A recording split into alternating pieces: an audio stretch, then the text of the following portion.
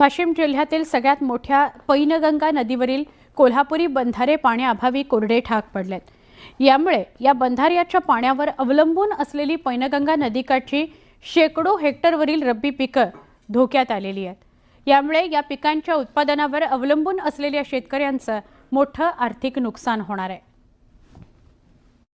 शासनाला विनंती आहे की आमच्या गावातील या कोल्हापुरी पद्धतीच्या बंधाऱ्याच्या रूपांतर बॅरेजमध्ये व्हावं आणि शासनाची जी काही महत्त्वाकांक्षी योजना आहे नदीजोड प्रकल्प यामध्ये सुद्धा शासनाने आमच्या पैनगंगा नदीचा समावेश करून घ्यावा अशी शासनाला तुमच्या माध्यमातून आम्ही विनंती करतो।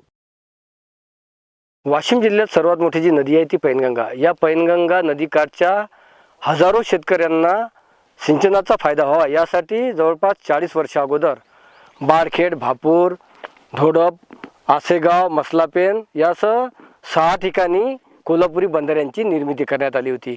या कोल्हापुरी बंधाऱ्यांमध्ये मोठ्या प्रमाणात पाण्याचा संचय होतो, मात्र सद्यस्थितीत हे सर्व कोल्हापुरी बंधारे कोरडे ठाक पडलेले आहेत।